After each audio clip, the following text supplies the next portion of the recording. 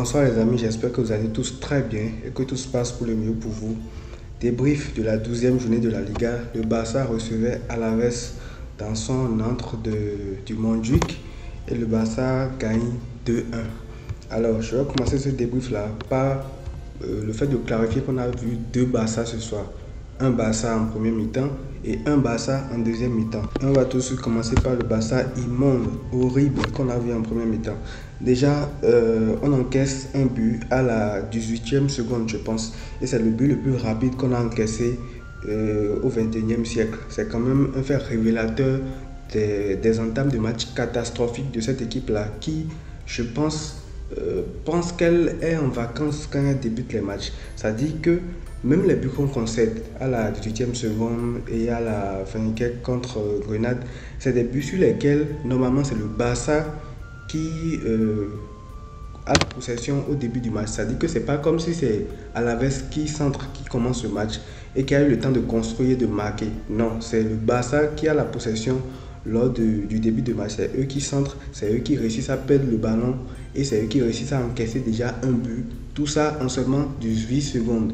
Donc cette entame de match catastrophique, ça conditionne après tout le match. Parce que quand tu es mené déjà très tôt, ça conditionne tout le match en fait. Et une équipe comme Alaves qui est venue pour jouer bas, pour te déranger, pour gratter le point du nul.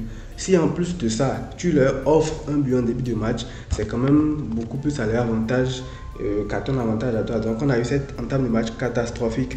Et ce but venu à la 18e minute, but de Samu, suite à une erreur, à une perte de balle de Gundogan, qui rappelle la perte de balle de Gavi aussi contre Grenade, qui fait que Grenade marque à la 20 quelques secondes.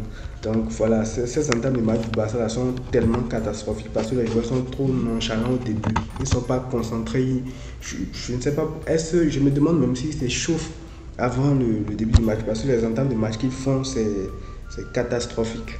Alors ensuite, la première mi-temps, on a vu que Lewandowski était très très mauvais parce que les contrôles de balle partaient à 1000 mètres. Dans la surface, il n'est pas présent, ce qui fait que tous les centres de Cancelo sur le côté gauche, tous les centres qu'il a essayé, il n'y a aucun qui trouve un preneur en fait. Parce que ton neuf, au lieu d'être dans la surface, au lieu d'attendre le ballon, il est là, désonné, à faire n'importe quoi et à rater les contrôles partout sur le terrain. Donc en première mi-temps, le système offensif du Barça était quasiment nul parce qu'il n'y avait rien. À part Joao Félix et Lamine Yamal qui ont fait tout ce qu'ils ont pu sur leur côté. Félix qui, bon, dans la finition, c'est quand même pas ça, mais contrairement à tout ce que leurs coéquipiers faisaient, Lamine Yamal et puis Joao Félix ont quand même su tirer leur épingle du jeu en première mi-temps parce qu'ils ont sans cesse cherché à trouver des solutions sur les côtés, surtout Joao Félix en première mi-temps. Et en première mi-temps aussi, on a vu que Koundé a fait des cadeaux à l'équipe d'Alaves. C'est parce que peut-être c'est son anniversaire aujourd'hui, mais Monsieur Koundé, on est dans un match de foot là, on n'est pas à une fête où tu peux offrir des cadeaux et tout, même si c'est ton anniversaire, c'est inadmissible. Il s'est fait bouger, il s'est fait bouffer par l'attaquant de Alaves, Samu, et si ce dernier n'était pas pêcheur à la finition, il aurait pu marquer 2 buts après le but qu'il a marqué en début de match. Et également, en premier mi-temps, Pedri a perdu trop de ballons. Et je pense que lui-même, il a dit en interview d'après-match, il a perdu trop de ballons en première mi-temps. Et franchement, il m'agaçait. Il était lent, il prenait les décisions de façon très lente. Après, il recevait un coup, il tombait alors qu'il n'y avait aucun contact, tout ça. Franchement, Pedri ne m'a pas plu du tout en premier temps. Il a perdu énormément de ballons. Alors, en deuxième, par exemple, on revoit un nouveau visage. On voit un Barça qui revient avec de mauvaises intentions. Le jeu a changé. Il y a beaucoup plus de dynamisme. Et qu'est-ce qu'on retient? L'égalisation. Le but de l'égalisation vient juste au début de la seconde mi-temps parce que le Barça affiche un nouveau visage et montre quelque chose. Et sur ce but-là, Lamine Yamal est hyper décisif parce que c'est vrai que c'est Jules Koundé qui est le passeur pour la tête de Lewandowski, une tête d'ailleurs qui est magnifique, il n'y a absolument rien à dire sur la tête, mais le centre, pourquoi je dis que Lamine Yamal est décisif sur ce but-là, c'est parce que sur l'action en fait durant tout le match, il y a eu des prises à deux sur Lamine Yamal parce que Alaves sait qu'en un contre un, il est dangereux. Donc il y a systématiquement 2 joueurs qui venaient sur lui.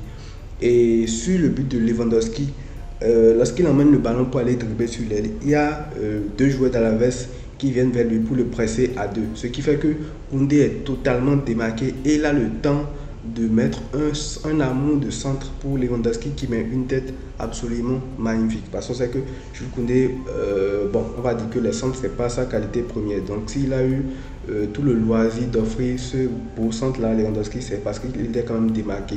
Ça fait que Lamine Yamal est quand même décisif sur l'action parce que c'est lui qui aspire les deux défenseurs, qui attire toutes les attentions pour après donner la passe à Jules Koundé qui offre ce but-là à Robert Lewandowski. Et en deuxième mi-temps aussi, j'ai parlé de Lamine Yamal tout à l'heure, mais il y a aussi Félix qui fait un gros match sur son côté, qui percute, qui cherche des solutions, qui frappe, qui n'a pas peur de tenter. Et vraiment, Joao Félix a fait un très très grand match. Offensivement aussi, Cancelo a été excellent. Je pense qu'il a été excellent offensivement. Il a fait beaucoup de centres en première qui n'ont pas été repris par ses coéquipiers juste parce que Lewandowski s'amusait à dézonner, à aller là où il voulait. Donc, il n'y avait personne à la réception du centre. Et voilà, Cancelo aussi fait un bon match offensivement. Et après, le deuxième but du Barça vient de l'ouverture de la passe magnifique de Inigo Martinez pour Ferran Torres avant que cette dernière ne se fasse accrocher dans la surface. Et je disais dans l'avant-match que Inigo était important pour ce genre de match-là parce que cette passe qu'il fait, sa relance est trop importante face à ce genre d'équipe-là qui joue bloc bas. Et il nous l'a prouvé sur le deuxième but parce que c'est sa passe qui crée une ouverture pour Ferran Torres qui est finalement fauché dans la surface. Et puis voilà, penalty pour le Barça. But de Lewandowski, doublé de Lewandowski. Et après, déjà après même son premier but, on sent qu'il y a eu un regain de confiance de la part de Robert Lewandowski qui réussit mieux ses contrôles, qui est beaucoup plus posé dans le jeu, qui réussit beaucoup plus ce qu'il entreprend. Donc on sent un nouveau Lewandowski après son but. Et ce doublé-là va lui faire beaucoup de bien également pour la suite de la saison. Parce que c'est vrai qu'il vient juste avant la trêve, mais quand même, ce doublé-là lui redonne de la confiance, ce qu'il n'avait pas du tout jusque-là. Donc voilà, doublé de Lewandowski, victoire du Barça de 1, mais la première mi-temps est totalement à oublier. C'est vrai qu'en deuxième, il y a eu beaucoup plus de bonnes intentions, beaucoup plus d'intensité, beaucoup plus de choses intéressantes. Mais la première mi-temps, elle est immonde. Donc voilà, juste pour finir, après les bourses qu'on a produites contre la Real Sociedad et contre le Shakhtar, la première mi-temps allait également dans ce sens-là. Et heureusement qu'on fait une deuxième mi-temps sérieuse où on arrive à gagner les 3 points qui sont essentiels juste avant cette trêve internationale-là pour ne pas laisser filer le Real Madrid à 4 points. Parce que si on perdait ce match-là, on laissait le Real Madrid filer derrière nous. Donc la victoire n'était pas une option, c'était absolument nécessaire. On garde nos 2 points de retard sur le Real Madrid et 4 points de retard sur Girona, même si je pense que eux, ça va se calmer. Mais juste là, ils tiennent quand même le coup. Donc voilà, l'important c'est de ne pas se faire distancer par le Real. Et l'essentiel a été acquis au cours de ce match-là. Mais il va falloir travailler beaucoup plus de choses. Et le retour de Frenkie de Jong après la trêve nous sera aussi d'une grande importance parce qu'on sent l'absence d'intensité dans le jeu du FC Barcelone. Je pense que le retour de Frenkie de Jong va nous faire beaucoup de bien. Donc voilà les amis, victoire de 1 du Barça, doublé de Lewandowski au Montjuic, les 3 points pris et voilà, l'essentiel est assuré. C'est tout pour ce débrief là. Prenez tout soin de vous les amis et à très vite.